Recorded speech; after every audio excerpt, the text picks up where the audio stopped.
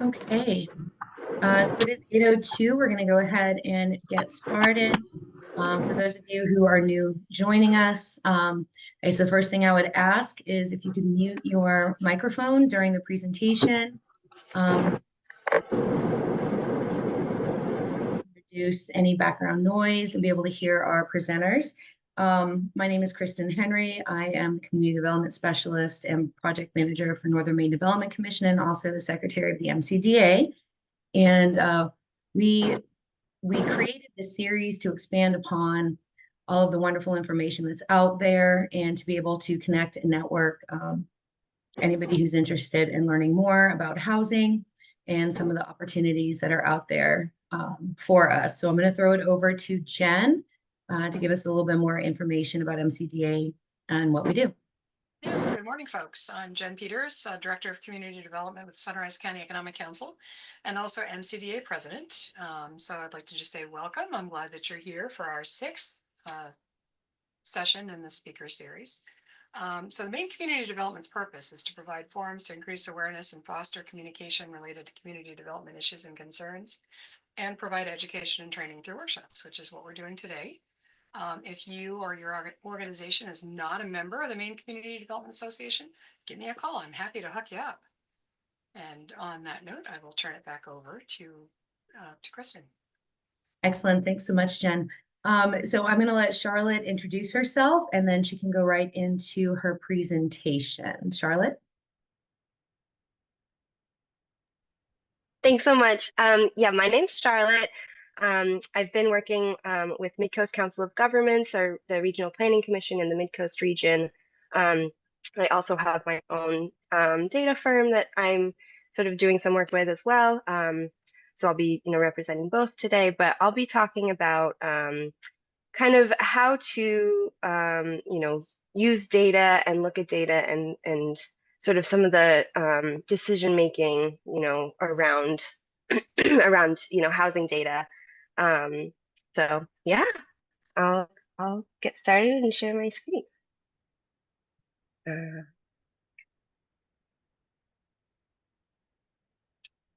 Oh, there we go.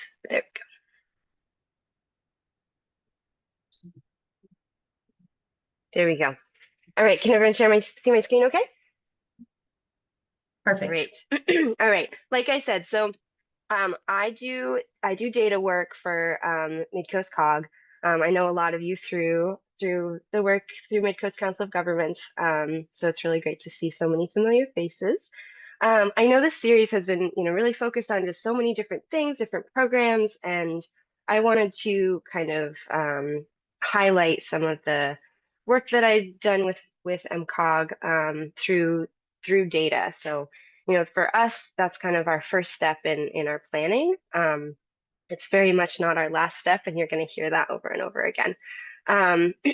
So today's schedule, I'm sure you're all familiar with the state housing needs study, and MCOG we've done a gaps analysis based off of that. So that's going to be sort of the meat of the presentation, but really it's setting the stage for talking about how that applies to towns and really counties and anyone who's planning for building housing. It's, we have a housing shortage.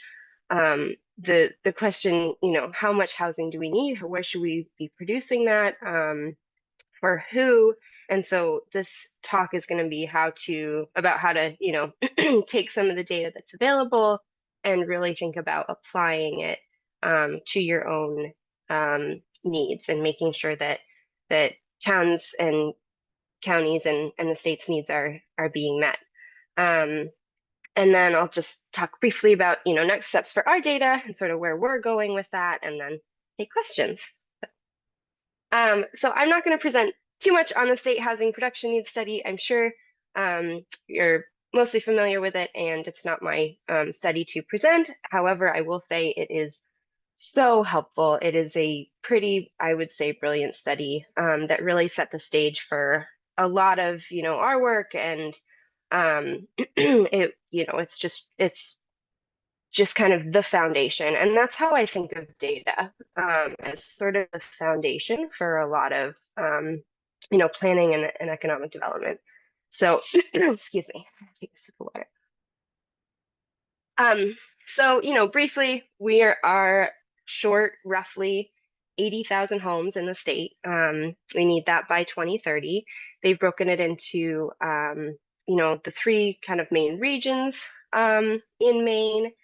And the Mid-Coast region, as many of you know, is focused on, we're in the coastal regions. So those were the numbers that I was really looking at. And then in the study, the data was further broken down by county and by income, which was, great. But this was sort of a challenge for our communities in some ways, because looking at it at the county level, it sort of posed some challenges because our region isn't broken up by county.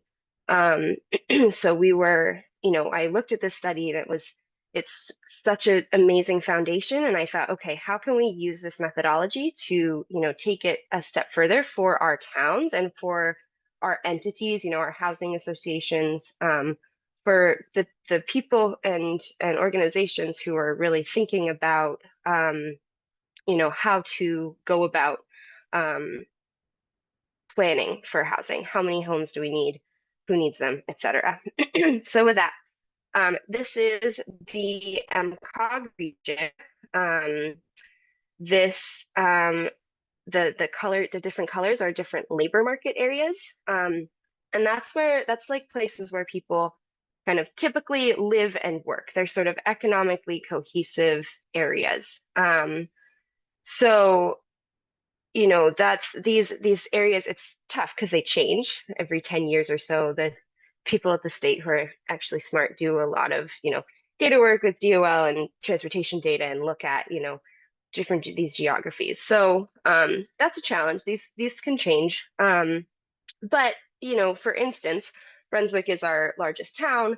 That's in Cumberland County. So if we were to look at county level data for housing, Brunswick would be overshadowed by Portland, but that's our biggest town, so that's has huge significance for housing planning in our region.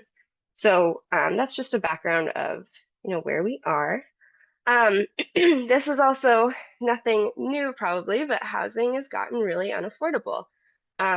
This data is old. We're going to be updating it this spring, which is really exciting, but it stands for itself. And basically, this is data from Maine Housing. It's their affordability index. I always have to read it so I don't mess it up, but it's the ratio of home price that's affordable at median income to the actual median home price. So numbers of 1 are affordable, green is generally affordable, and we see in 2016, we had an okay region where things were affordable. The coastal and peninsula communities definitely have struggled with affordability in the past, and that's been a historic trend for us. But the whole region was sort of plagued by that lack of affordability through the COVID pandemic, and now we have data updated to 2023, so we're going to be updating that and see sort of where those trends are. So that's just sort of if I have to just show one slide of the housing situation in our region, this is often what I show. And we'll also come back to this later on as we think about the housing methodologies that I use to look at our housing needs. So in the housing gap analysis, we took the methodology from the Maine State Housing Production Needs Assessment, but we changed a couple things. We based it around the labor market areas so that we could really look at our specific towns and sort of our economic regions within our area, and think about planning in those regions. We wanted to identify the number of housing units needed by those geographies and by household income, and then by rental versus owned property needs. So that was also something that the Maine State study did, which was so wonderful in kind of guiding us towards producing our own. One of the major differences from our study that our study did was to adjust to affordability. So we took that affordability data that you saw on a couple slides ago because and we utilized it as kind of a factor in our analysis to really kind of assess the needs at lower levels of income. So we'll come back to that as well, but that was a major difference too. So bear with me for a little bit. We're going to get a little bit nitty gritty, but I think it's nice to kind of understand where the data is coming from, because you can also see some of the limitations. So there are some pretty big assumptions that you have to make in any analysis, and this is true for anything. The assumptions here are that we want a 5% housing availability rate. So that means that 5% of homes are available to be rented or sold to someone new who's either moving into the area or moving within the area. That just keeps the market slightly looser so that people can move around if they need to. Similar, we were looking at a 5% unemployment rate that allows for jobs to hire workers, if that allows for people who are looking for work, so businesses can hire, because right now with the housing crisis, we know that businesses, especially small businesses, are struggling to find people to work because people are struggling to find a place to live. And so that is not to say, always have to give a disclaimer, that's not to say that we want people to be laid off. It's we want more people to move into the area so that we have kind of that 5% unemployment rate. Because I also have to say, because we didn't do this analysis at the county level, this isn't quite as robust as the way that the state did it. But our numbers were also pretty similar, and so proportionally, and so we still feel pretty good about it, just sort of as a baseline. So those are the two kind of assumptions that we're making in this ideal economic world that we have to kind of impose to do these data analyses. So from that, we're going to start with the housing, 5% housing availability. So you basically measure the number of occupied units. You calculate the measure of units available, or you look at the number of the units available. You calculate how many units do you need to get to like 5% of unoccupied available units. That's not including the unoccupied seasonal homes, because we have a lot of those in our region, especially in the coastal areas. So it's kind of just like getting that, bumping up the number of available unoccupied units up to 5%. So that's one measurement. The other one is we do the same thing with the number of workers. So we calculate the number of missing workers that we need to get to 5% unemployment rate. That's people, how many people would we have move into the area and be unemployed? But it's not necessarily one worker lives in one home. It's pretty close in the Mid-Coast region. It's 1.07. You had to do some calculations there, but the state methodology guided us in that. And each labor market area also has a different job, that's called the jobs to homes ratio, how many jobs per home. Basically, one home can support how many workers. In the entire region, it's 1.07. So from there, you can kind of figure out the number of workers, or of homes that you need to support that missing worker population. So those are kind of the methodology of how we get to the two numbers. So getting into it, this was the kind of our middle end result. up in the top corner there, the units needed to reach 5% availability. That's for the housing, the non-worker, just housing availability portion of it. We can see the numbers. Those are the number of units that we need in each region.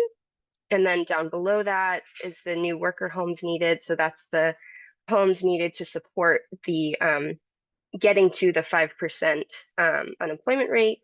And then putting it all together is the units needed. So total units needed, 4,700 units. There's of course some wiggle room, some margin of error. Close to half of those are in the Brunswick LMA. Close to 2,000 of them are in the Brunswick LMA. Booth Bay Harbor is much smaller. Rockland Camden is our second biggest, that needs around 1,000, and then Waldoboro and Belfast are 700, 600 each. So that was our start. That's our just sort of baseline. Okay, how many units? And it's just really nice to put a number on it because we know we have a housing shortage. Is that 10,000 units? Is that 5,000 units? Is that 2,000? Having just sort of a baseline that you can work with was really instrumental in a lot of the conversations that came out of this that I'll get into. But then digging in further, okay, we need roughly 4,700 units in our entire region. We know sort of generally how they should be distributed. Who needs those units? Is it renters, owners, different income levels? So we dug in more. Oh, this is just a table of the map, basically, because some people like to be more organized than I do. So I just include a table in with the slides so that you have that. But going back to thinking about who needs this, income distribution, renters, homeowners. We took from the census data, we got an income distribution of all the renters in each LMA, all the homeowners in each LMA. And we were able to kind of distribute that number within that we identified as the units needed within each LMA across all of the, we were able to distribute it across the curves for renters and homeowners. So then I was looking at it and I'm like, okay, people are, living in homes that they otherwise wouldn't be able to afford. And therefore, there's a greater need at lower levels of income. And it was hard for me to reconcile the lack of affordability in our region with just, straight, okay, this is our income distribution, this is how many homes we need. I think, looking at it, it didn't feel right to just go ahead and do a straight, kind of splat the numbers on the income distribution. I felt we really needed to take into account the lack of affordability. And that was used as like a factor multiplier. I don't need to get into the math. It was not too complicated, but I'm happy to talk more about it. Or we have a more kind of in-depth methodology on our website too, if you're interested in doing something like this.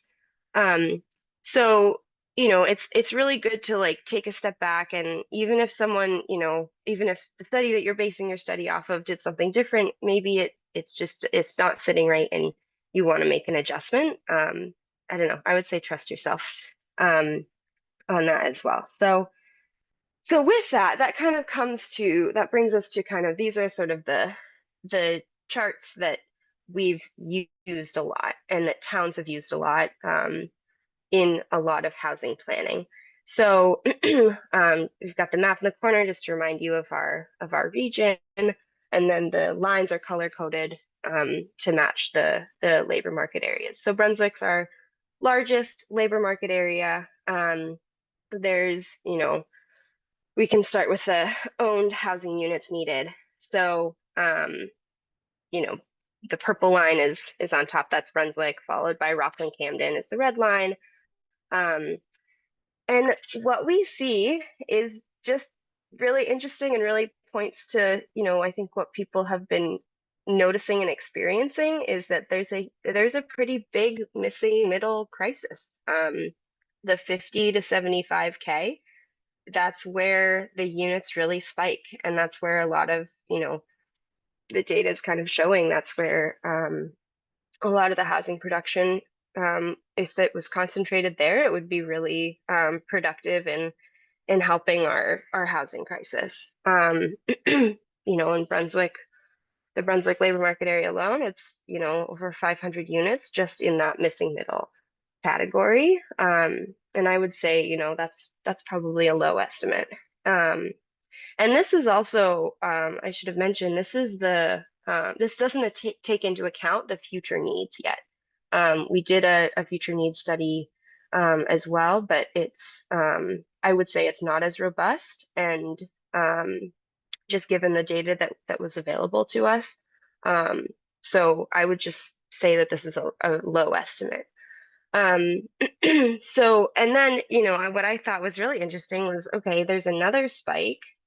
I'm gonna give you guys. So there's another spike at the 100 to 150K range. And that to me is the dual income, middle income households. And so, to me, that's still kind of some missing middle housing. So these, I should have clarified. These numbers on the bottom is for income, not housing prices. They're they're for people who make this much, and the housing for that income group, roughly. So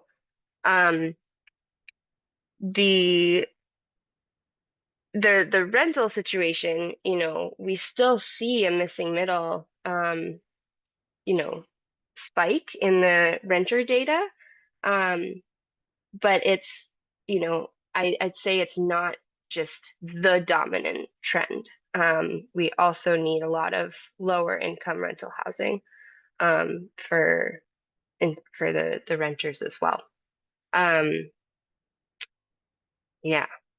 So this is kind of just that's sort of how we came to these two graphs. And then we did a ton of work after that to, you do your data, you do a lot of planning, then you go back and look at the data, and then you do more planning. And that's what I'm going to sort of talk about next. Again, here's the table. Yeah. So yeah, I mean, data is not as objective as we would like. I think we were pretty happy with these charts, but you always have to think, okay, so what? And what does that actually mean for different towns? So, context is everything, I would say. So with that, we broke into 3 sub-regional groups. The Five Rivers region, which is Saginaw County, Brunswick, and Harpswell, and then Knox County and Waldo County in our region. And we dug further into the data. Different communities have different struggles with, seasonal homes or short-term rentals, or, just aging population. Just we wanted to really gather the community insights on, and use that as context, and kind of see how that plays with our data, and how we can support our communities in coming up with housing goals. So some of that, a lot of them, a lot of those groups came back to us and they said, okay, that's great. We want to know this and this and this.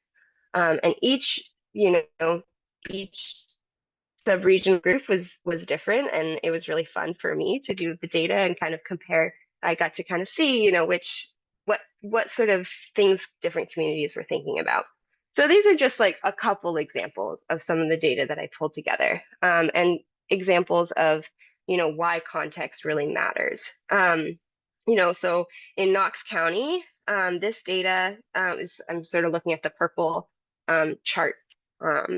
That's on the left side of my screen. I don't know if it's flipped for you, probably not. But so it's this is data from the Maine State Economist. these are the numbers in the cells are the numbers in each age category. So the upper corner in 2020, there were 1,600 kids age 0 to 4. And then the years are along the top, and some of them are projected. And so we see the darker cells, there's a higher number of people in that age category. So we can see, in 2020, the age bracket for, sort of the dominant age group was 55 to 75, roughly. And as we, go through the time, the Maine state economists are predicting that, the dominant age group by 2040 will be 85 plus. So that has a bunch of implications for housing. As they do their planning, housing lasts a long time, and they should really, anticipate a lot of this. And so that has implications for transportation, what size housing, all of that. So that's just, for example, for Knox County, that's something that they were looking at. Brunswick and Cumberland County have a very different trend than that. So they're thinking about different things. And then the town of Georgetown, thinking also about population. This is, the graph on the other side of the screen, the top graph. This is population as a percentage of the 10-year average. And so Georgetown is, very much decreasing, whereas Saginaw County and Maine are slightly increasing. And so that's something for them to consider as they build their housing as well.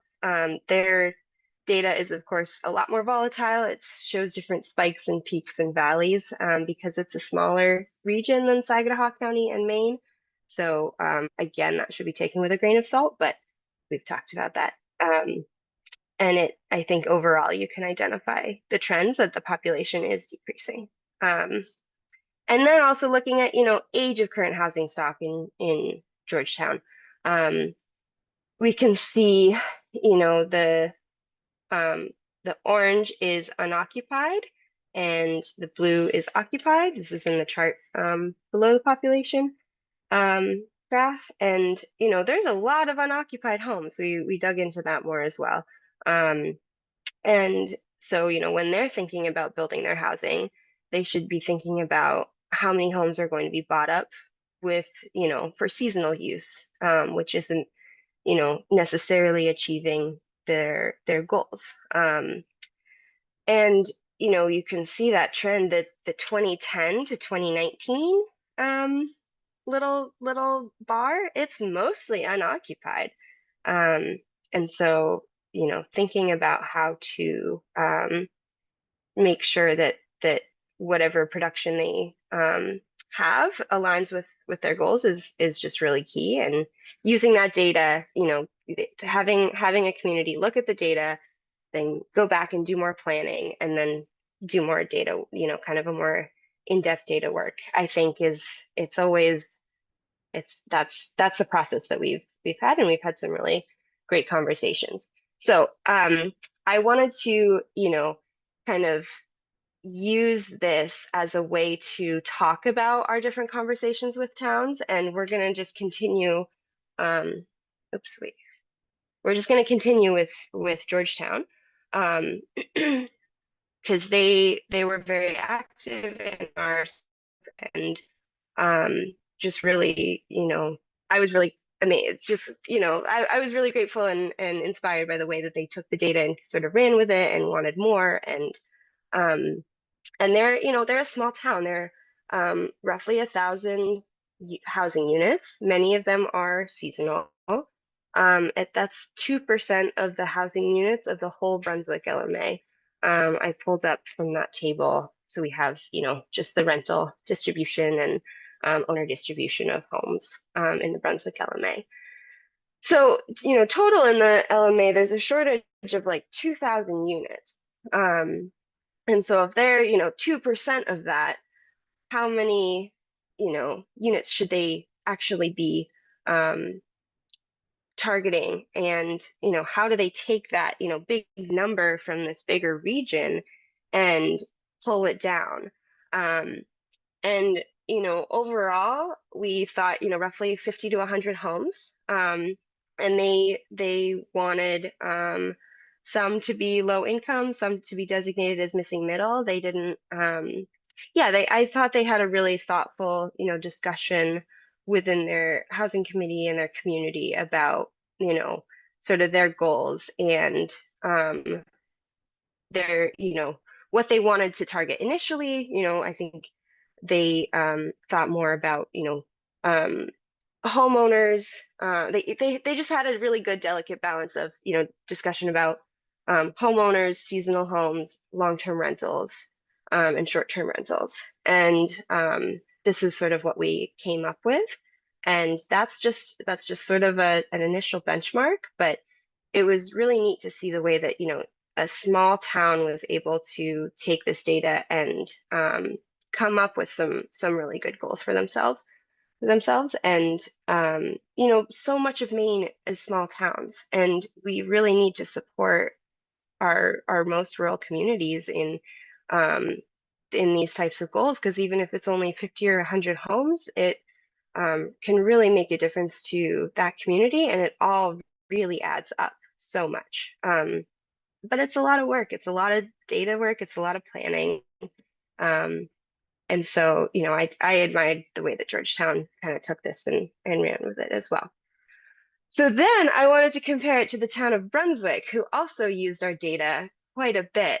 And I didn't work quite as closely with Brunswick. They sort of took it and ran with it, which was also really cool to see.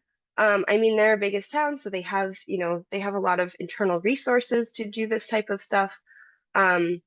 But they have, roughly 9K housing units, which is about 25% of the Brunswick LMA.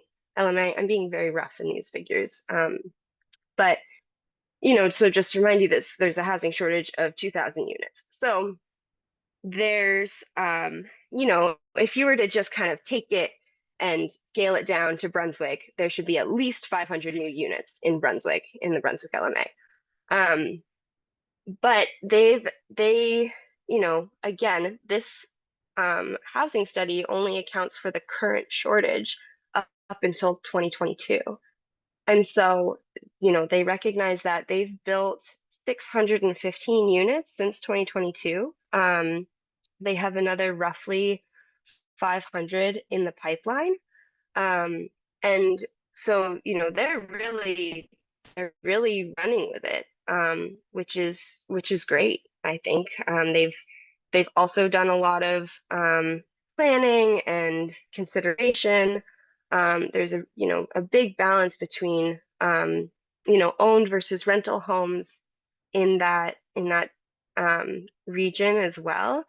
Partly because if something that we've talked about is like, if Brunswick were to provide a bunch of rental homes, people move in, they start to fall in love with the region, because in my opinion, who wouldn't? I love that, I love coastal Maine, anywhere in Maine really, but they move into their rental homes, they fall in love with the region, they get a longer term job, and then they want to buy a home.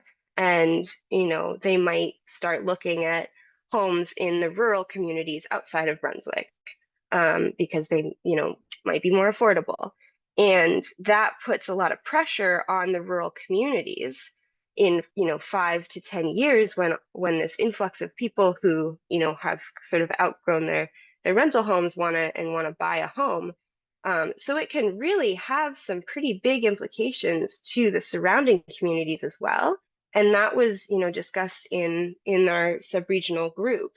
And so, it's really important, especially for any town, but I think a lot for larger towns, to really consider the, effects down the road, not just on their community, but on other communities as well. And that's what planning is really about. And that's, I think, why a lot of us do the work that we do. And then for Brunswick too, they really needed to consider low versus higher, middle or high income homes as well, because they do have quite a few people moving in. This isn't data for me, but this is just talking with their team. They have, you know, quite a few people moving in who, you know, who are higher income, who want, you know, larger homes or a home like right on the water or something. And so if they don't provide that, you know, higher income housing, the middle income housing might be swept up in people who want to move to the area. So for them, you know, I hope that's just, you know, two examples of ways that very different communities who are actually, you know, geographically quite close to each other have used literally the same data set to consider, you know, their housing goals. And really, it's really just kind of helped guide them, but in very different ways. And that's been one of the most rewarding things to see from this data work as well. So I hope that's, you know, insightful. I'd say, you know, the takeaways from that is, you know, the data is great, but it's not everything, because each community has to then come up with their own process. And I would say, you know, if you're a planner, developer, however, you know, however you engage with housing, be sure to use, you know, all of your resources. And I think we can, you know, I'm saying this as a data person. I can get just sucked into the data and I love it. And I love producing numbers and it feels so crisp and so clean, and it's not. So, you know, working with, you know, just all sorts of other people with other, you know, insights and expertise, that's how we can really try and target, you know, like define our goals and be really informed about them. And so that's just sort of my, you know, my urge to all of you as well. So next steps for MCOG, we're going to update all of our housing data sets. I cannot wait to add a third graph to that, you know, housing affordability picture. So, you know, we're going to update all of our summary data, and then we're also doing an update on our gaps analysis. So we're going to have a new, you know, a new set of numbers that we're going to, you know, try and work towards and work with communities on. And we've been working with other COGs, and we're surveying our municipalities to see how many units have been built in the last couple years, and we're going to, you know, continue working with communities. So that's, you know, that's kind of the next steps for us. And if you, you know, want to talk anything data, if you want to, you know, learn more about our process, feel free to contact me. So yeah, that's what I have. I wanted to leave some time for questions. But thank you all so much. Charlotte, excuse me. Charlotte, could you please mention the story map? Oh yeah, thank you so much, Jen. Yeah, so we also have this data available on our website. I totally meant to say that. We have this data available on our website as a story map. We have we just went through our SEDS process, so we have a bunch of other data as well that I would say isn't related to housing, but everything is related to housing. So there's a bunch of stuff at midcoastcog.com. And then there's a tab for mapping and data, and it's under story maps. Yeah, thank you. Awesome, Charlotte. Thank you so much. So for any questions that we have, I will field them through the chat so that Charlotte can focus on who's asking within. I know that I have a question or a couple of questions. So I know that you referenced the occupied units and the missing worker numbers. How were you measuring? What was the best way for you to measure those? So up here, like we're literally calling every apartment complex. Was there an easier way that you did that? Yeah, so we just use census data. Oh, okay. Yeah, which for a single town is not I wouldn't recommend Mhm. census data for um if is my video freezing? Wow. No, you're Yeah, okay, great. So for a single town, I wouldn't recommend using the, census data, but since we aggregated it to the LMA level, sort of their margins of errors, the data works a lot better if you use it on a bigger geographical region. okay. Um, so yeah, that's what I would say. And that's why we didn't do the study for like each individual town and say, oh, here, Georgetown, this is how many units you built. Because I think for our process, doing it on a larger region and then working with each community to kind of narrow it down afterwards was key in our process. Right. Okay. Mhm. Um, and so under, just to be clear, under the story maps, because I'm on the page now and I'm gonna drop the link over into the chat if anybody wants to just click on it and go straight there. Um, so you referenced that we can access the actual math that you used for the methodology through the website, or did I hear that differently? Yeah, yep. So there's the story map is more of a broad overview, but there is a document that's too many pages that describes it a lot more in depth. Yeah. Okay. Is it where is that located? That should be it's either under housing or I think it's under the story map as well. If you go to the story map, it says, you know, um, here's a more in-depth methodology.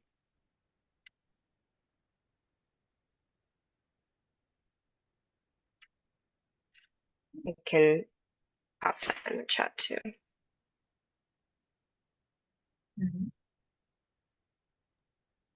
So if anyone does have a question, you're welcome to unmute and just ask it at this stage.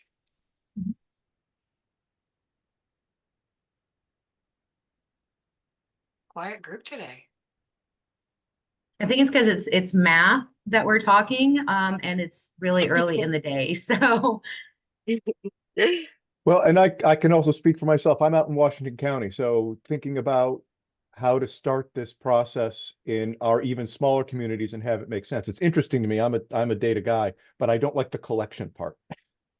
So I have nothing to start with. If you gave me a data set, I'd jump on it now and be pawing around with it. So my questions will come once I actually sit down and think, gee, what what are the questions I even want to start asking right now? The pressures out here um, are different just because we're so much smaller. It's so idiosyncratic just from place to place, even within places on Eastport, which itself is only 3.8 square miles. So in any case, so no, I really appreciate the presentation, but nothing I have expresses itself in the form of a question. Brian, just And as Brian, okay. sorry, I was going to say, just as an FYI, Yeah. SCEC was conditionally awarded a housing opportunity program grant. So we're going to be doing a housing assessment, or beginning a housing assessment for Washington County, looking at service center communities and communities that have public infrastructure. Excellent. We'll be calling you. All right, great. Yeah, we actually have a housing committee on the island right now, but they are groping their ways towards the mission at this point. We all know we're concerned, but we're not quite sure what we want to say to do about it. So that'll be very helpful.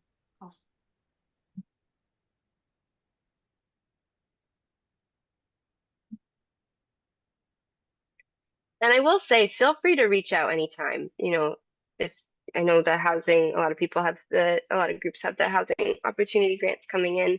I'm more than happy to answer questions about our process and talk through, how you might do things similarly or differently. yeah, no, would you be able to drop your email in the chat? Yes. Awesome.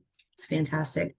Yeah, I know we also receive the conditional housing service provider grant. So I'm sure I will reach out to you as we, just like Brian said, in our area in Aroostook County, it's like how do we break this down? We don't have quite the same division of labor markets or, the same setup. And do